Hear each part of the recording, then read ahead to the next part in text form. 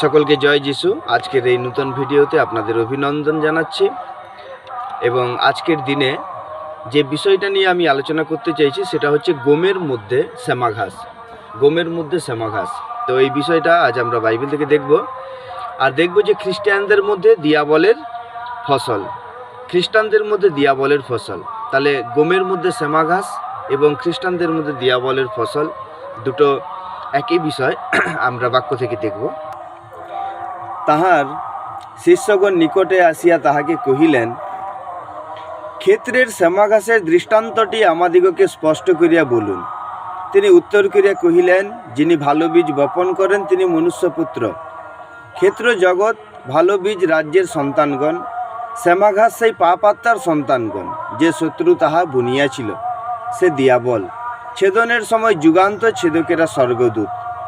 অতএব যেমন শ্যামা ঘাস সংগ্রহ করিয়া আগুনে পোড়াইয়া দেওয়া যায়, তেমনি যুগান্তে হইবে। আমেন।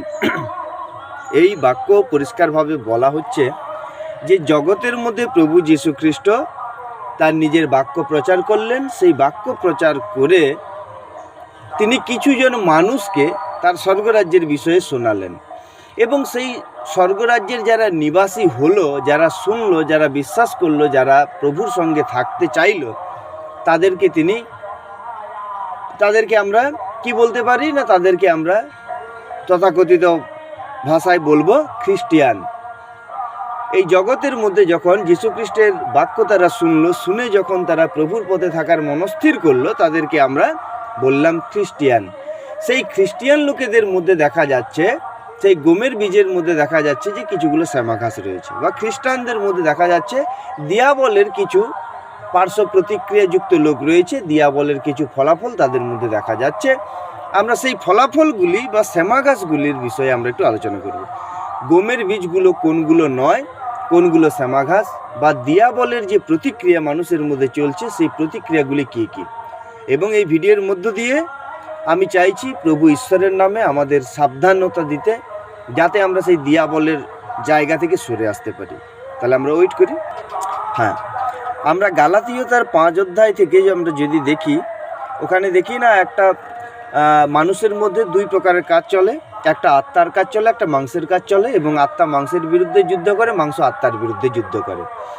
তাহলে যারা প্রকৃতভাবে খ্রিস্টিয়ান বা গমের বীজ, তারা ঈশ্বরের আত্মার বশে চলা মানুষ, এবং যারা শ্যামা ঘাস তারা মাংসের বশে চলা মানুষ। এবং যারা মাংসের বশে চলে তাদের মধ্যে যে কাজগুলো স্পষ্টত দেখা যায় সেই বিষয়ে আমি বলতে চাইছি। লেখা আছে, মাংসের কার্য সকল প্রকাশ আছে, গালাতীয় 5 অধ্যায় 19 পদ থেকে। বেশ্যাগমন, এত দ্বারা বলতে পারি যে মণ্ডলীর মধ্যে বেশ্যাগমন নেই বললেই চলে। অসুচিতা, এটা কিন্তু মণ্ডলীর মধ্যে আছে। তারপরে আমরা দেখব সৈরিতা, মানে এক প্রকারের শত্রুতা বলতে পারি, এটা তো মণ্ডলীর মধ্যে ভরে ভরেই আছে। প্রতিমা পূজা, প্রতিমা পূজা এটাও ডাইরেক্টলি ইনডাইরেক্টভাবে মণ্ডলীতে আছে, কারণ এখন অনেকে পর্ন অ্যাডিক্ট। প্রতিমা পূজার বিষয়ে এটা বলা হয়েছে। বা হ্যাঁ, যেটা বেশ্যাগমন না হলেও ব্যভিচার, এই প্রতিমা পূজাটাকে আমরা ব্যভিচারের সঙ্গে আনি, বাইবেলে রয়েছে, অর্থাৎ পর স্ত্রীর প্রতি আসক্ত। তো এটা একটা রয়েছে। আচ্ছা, কুহক, মানে মণ্ডলীতে যে সবাই সবার ভালো চায় সেরকম মানুষ আজ নেই। নানা প্রকার শত্রুতা আছে, বিবাদ আছে, ঈর্ষাও আছে, রাগও আছে, প্রতিযোগিতা, বিচ্ছিন্নতা, সব থেকে বড় বিষয় হচ্ছে যে দলভেদ, যেটা প্রত্যেকটা খ্রিস্টানদের মধ্যে রয়েছে।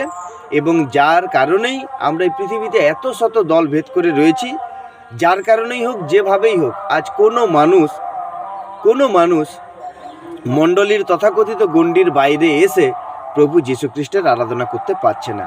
অতএব তাদের মধ্যে একটা দলভেদের একটা বশ্যতা রয়েছেই, যে তারা সেই দলের বাইরে এসে প্রভু ঈশ্বরের নাম উচ্চারণ করতে পারছে না। তাহলে প্রিয়জনেরা, আমরা প্রভুকে জানার পর, বাইবেল হাতে পাওয়ার পর, আমরা প্রভুর বিষয়ে সমস্ত কিছু জেনে নেওয়ার পর, পাস্টার, প্রচারক, ভাববাদী হওয়ার পরও যদি আমরা আমাদের খ্রিস্টের মধ্যে ঐক্য আনতে না পারি, তাহলে কোন রকমের একটা স্বর্গরাজ্য এই পৃথিবীতে আমরা গড়তে চলেছি?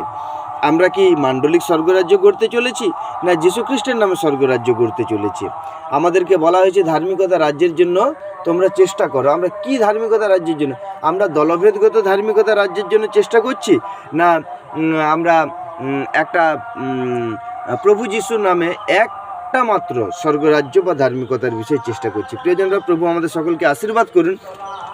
আর দীর্ঘ ভিডিও করব না। আমার বলার উদ্দেশ্য যে খ্রিস্টিয়ান যারা আমরা প্রভুকে জানি, আমাদের মধ্যে দিয়াবলের অর্থাৎ শয়তানের কাজকর্ম চলছে নানাভাবে।